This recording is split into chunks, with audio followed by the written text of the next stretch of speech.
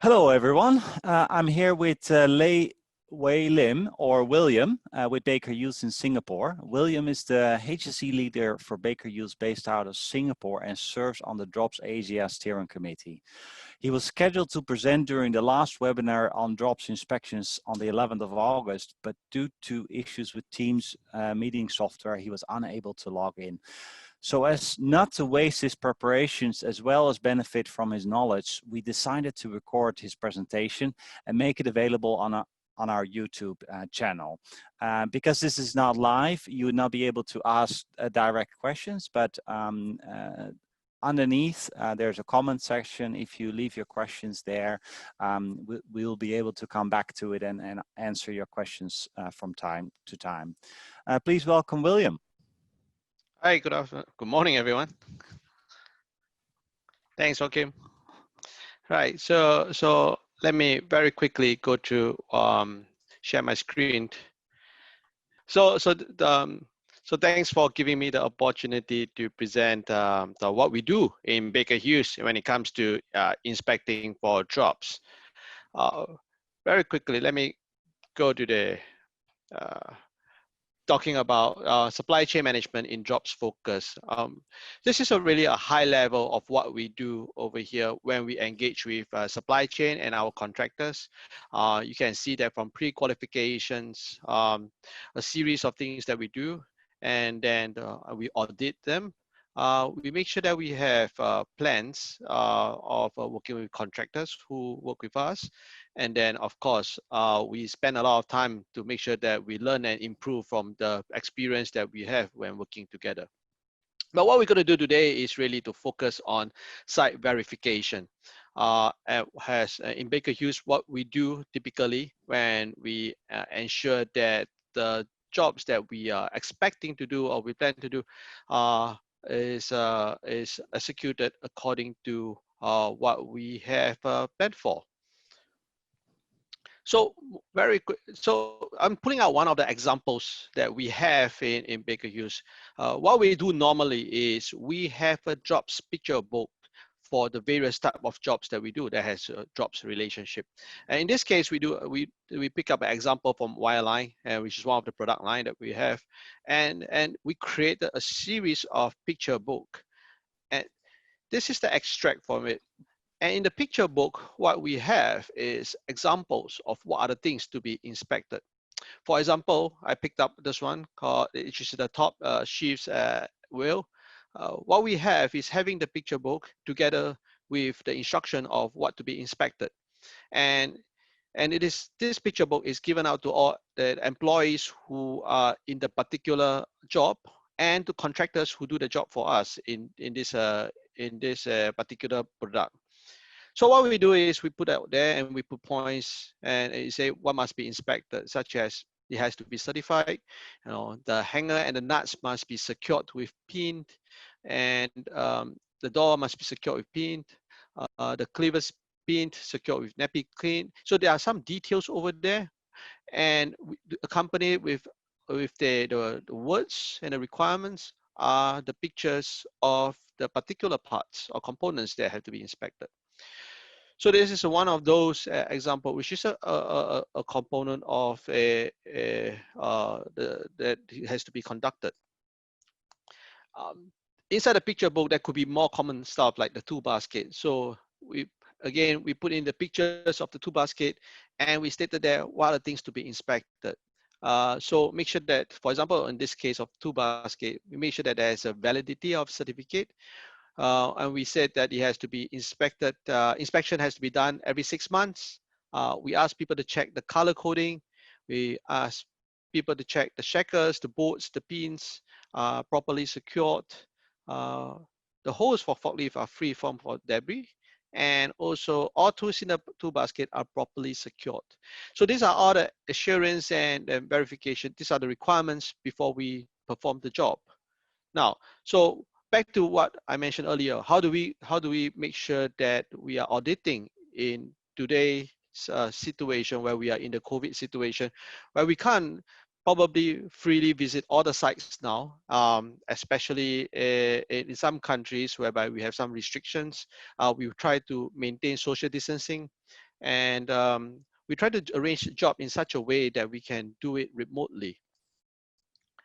So what we do now, and if you can see some of the pictures that I'm showing on this slide, what we have is the typical checklist for drops. And what we do with what customers do with us, and we do with our contractors as well, is we do a virtual audit or inspection. And so what, and the tools that we utilize now at this moment could be, all the phones that we have. We use phone, and we got into our MS Teams, or we have Zoom, or even WhatsApp, or WeChat in some countries. And we do a FaceTime, and we walk around with buddies and go into the various location and check the drops, do the drops inspection. So these are some of the examples. We do it in the yard, we do it in the warehouse, we do it in the indoor location as well. So these are what we do now, so that we can still continue to do our site verification, our inspection, while we maintain social distancing. So this is ongoing, and of course, in this new situation, we continue to, unless the COVID situation gets better, this is what we will continue to do. And what we're going to do, of course, uh, using phone is not really what we think is going to be a long-term solution. And we are at some locations already invested into new technologies to help us to do those inspections with gadgets, with softwares. So this is what we are going to do. In fact, some of the locations have started doing. So we are investing the new normal that help us to make sure our hands are free, and we continue to do inspection with gadgets like this, smart wear, smart helmet, and this can be deployed in various locations to help us be more effective and safer when it comes to do site inspection. And with that, Joachim, that's all I have. Thank you so much. Thank you, William. If you stop sharing your screen, then we'll both be on the screen again. So that very interesting. Of course, you're being forced to use remote technologies to do inspections. Can be there in place, but how effective do you think it is compared to how you used to do it? Well, I think one of the biggest surprise during this COVID situation, we realized that we become more efficient in many ways. So we probably will not be physically be able to see the object, but we realize at the same time that we becomes very efficient when we get used to using all these technology stuffs, right? Realize that we save a lot of time in making sure that we travel, uh, getting to site, and also booking for doing administrations for traveling, and doing that. Oh, we realize that in some extent, to a lot of extents, we are getting more efficient, and I do not think that even with the whole situation of COVID situation gets better, I think we will still continue to deploy some of this technology to help us in a lot of inspection that we do.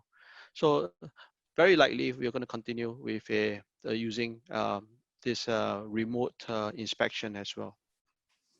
Excellent. So this technology is here to stay and is being accelerated due to the COVID situation. Great. So you touched a bit upon your internal inspections. How about your partners, your customers? How do you typically feel the interaction is with them in terms of doing the remote inspections? Right. So interesting that you bring this up, because some of these partners that we have been working for quite some time, and we were trying to introduce some of this remote technology stuff with customers and asking them to adopt for a long period of time. And we can't say that we naturally get a lot of success with a lot of customers. But with the current situation, the customers picked up some of those things that we used to talk about, which they originally previously wasn't very keen, but now they realize the benefit of it and they actually embrace it. Now people are asking for more now. So that's a good thing. And I think the situation changed us and forced us to be more creative in the way we use technology and work remotely. Likewise, I think what we need to do with the suppliers and customer as well. I think there's it's a period of transition that we need to go through. When people start to expose to it and get used to it, they will start to realize, how beneficial it is going to be for them. Excellent. Yeah.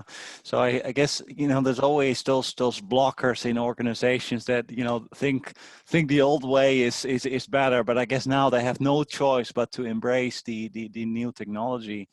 Now, so what I've also seen is a lot of companies have indeed embraced technology that is already ready, is fully capable of being applied in organizations now. Uh, what do you see as technology that can also help, but is perhaps not quite ready now? Can you repeat the last part? So what kind of technology that is perhaps on the horizon but not quite ready Ah, yet do you see coming in the coming years to help us with remote inspections?